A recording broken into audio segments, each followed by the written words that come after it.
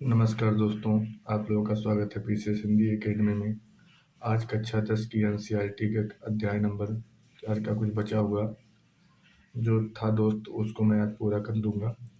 कल मैं आप लोगों को खाद्य फसलों के बारे में बता दिया था, आज मैं आप लोगों को अखाद्य फसलों के बारे में बताऊंगा।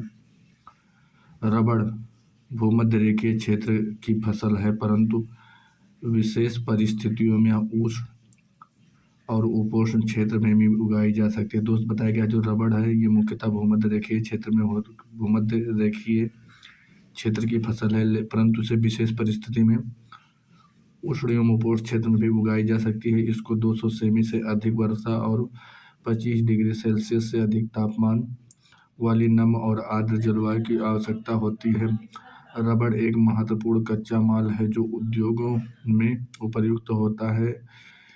इससे मुख्य रूप से केरल, तमिलनाडु, कर्नाटक, अंडमान निकोबार द्वीप समूह और मेघालय में गारो की पहाड़ियों पर उगाया जाता है। रेशेदार फसलें कपास, जूट, सन और प्राकृतिक रेशम भारत में उगाई जाने वाली प्रमुख 4 रेशेदार फसलें हैं।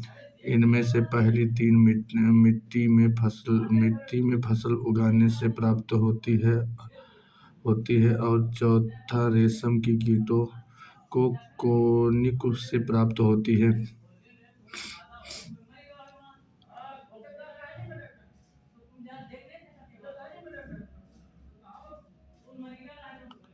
कपास भारत को कपास के पौधे का मूल स्थान माना जाता है।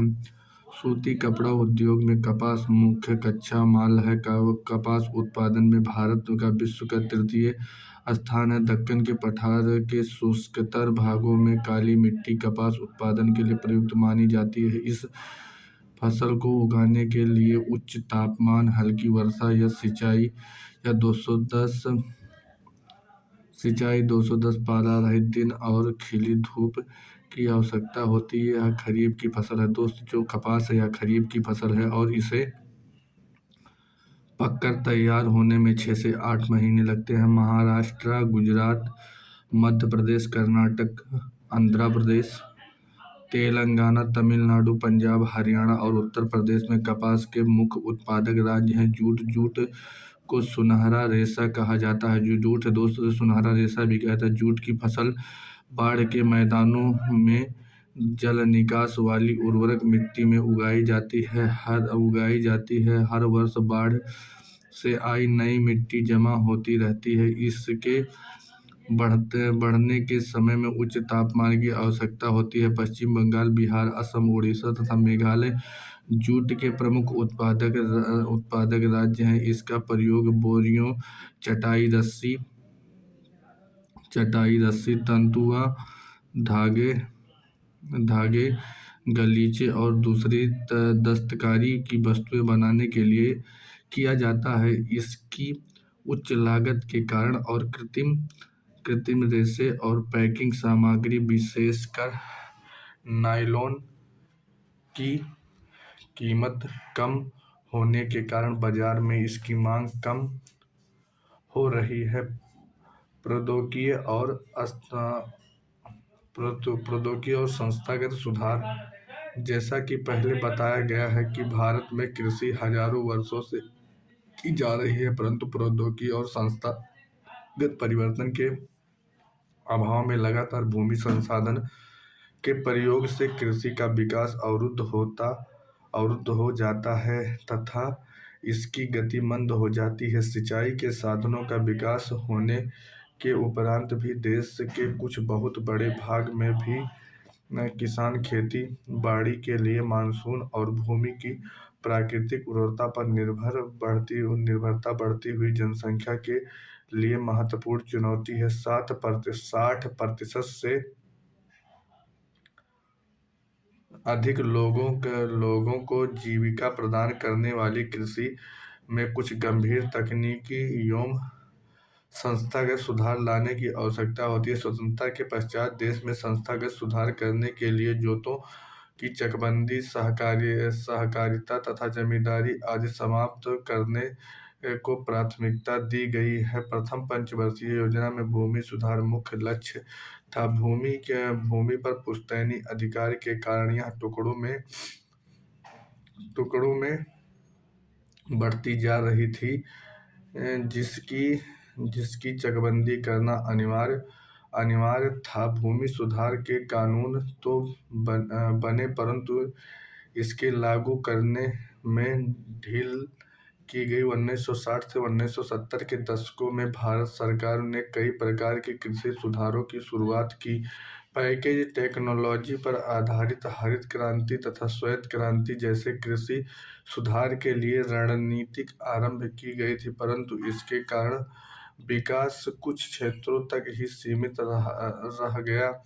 इसीलिए 1980 तथा 1990 के दशकों में व्यापक भूमि विकास कार्यक्रम शुरू किया गया, जो संस्थागत और तकनीकी सुधारों पर आधारित था। इस दिशा में उठाए गए कुछ महत्वपूर्ण कदमों में सूखा, बाढ़, चक्रवात, आग तथा बीमारी के लिए फसल बीमा के प्रावधान और किसानों को कम दर पर ऋण सुविधाएं प्रदान करने के लिए ग्रामीण बैंकों एवं सहकारी समितियों और बैंकों की स्थापना सम्मिलित थे। किसानों के लाभ के लिए भारत सरकार ने किसान क्रेडिट कार्ड और व्यक्तिगत दुर्घटना बीमा योजना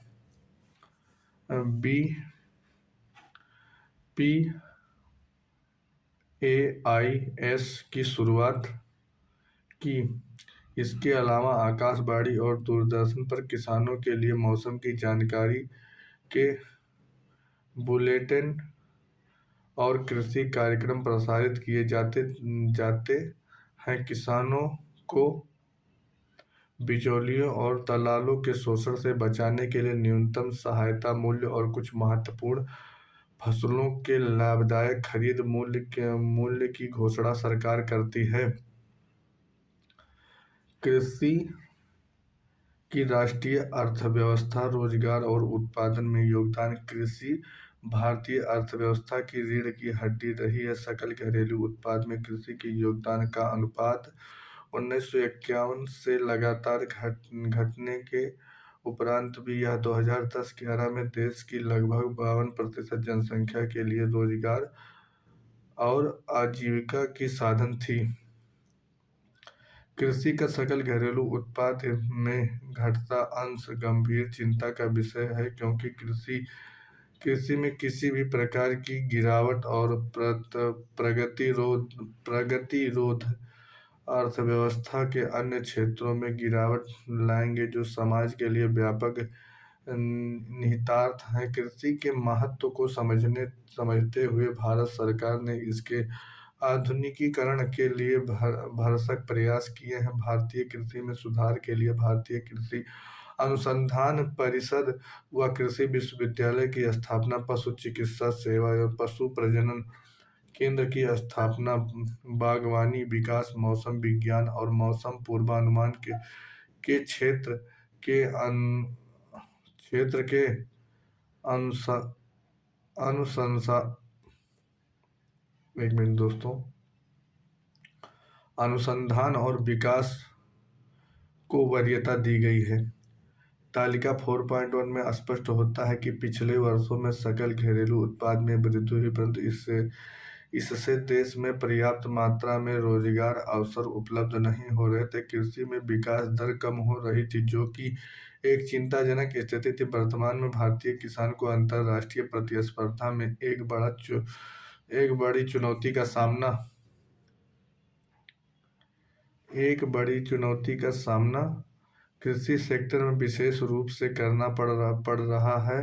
रासायनिक उर्वरकों पर सहायकी कम करने से उत्पादन लागत बढ़ रही है। इसके अतिरिक्त कृषि उत्पादों यातायात कर घटाने से भी देश की कृषि पर हानिकारक प्रभाव पड़ा है। किसान कृषि में पूंजी निवेश कम कर रहे हैं, जिसके कारण कृषि में रोजगार घट रहे हैं।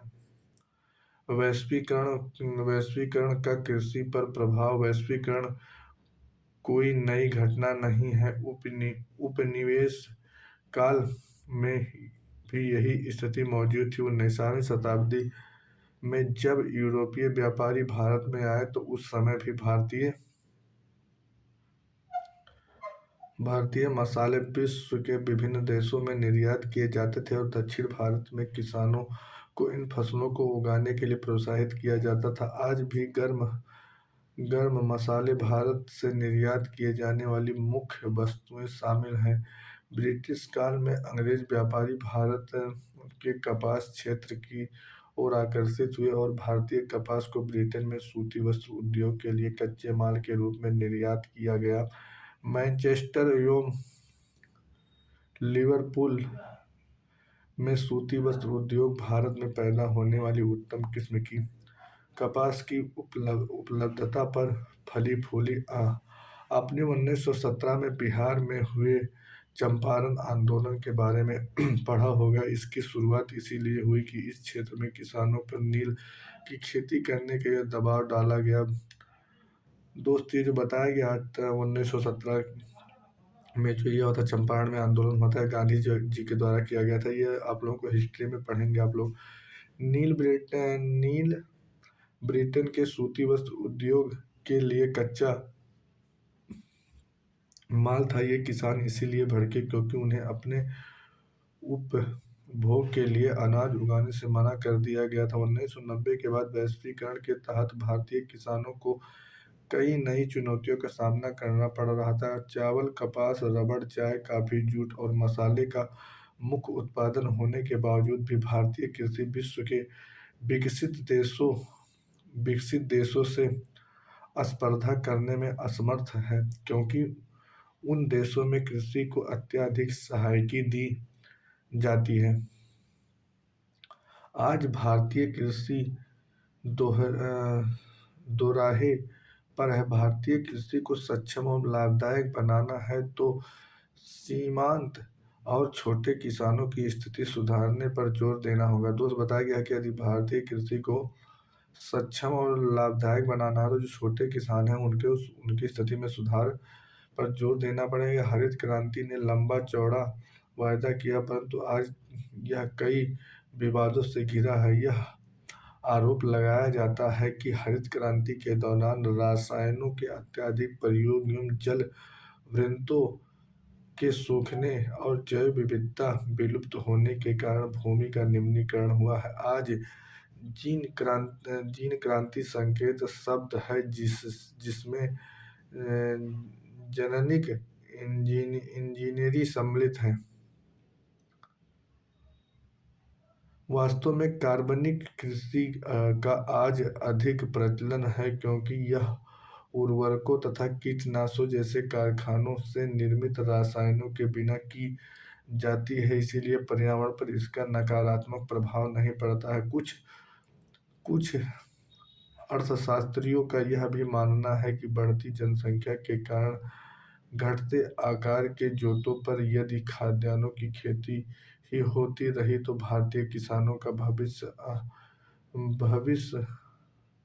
अंधकार में। और भारत में लगभग 83.3 करोड़ लोग 25 करोड़ हेक्टेयर भूमि पर निर्भर है। इसी प्रकार एक व्यक्ति के हिस्से में औसतन आधा हेक्टेयर से भी कम भूमि आती है। भारतीय किसानों को सस्यावर्तन करना चाहिए कि खाद्यान्नों के स्थान पर कीमती फसलें उगानी चाहिए।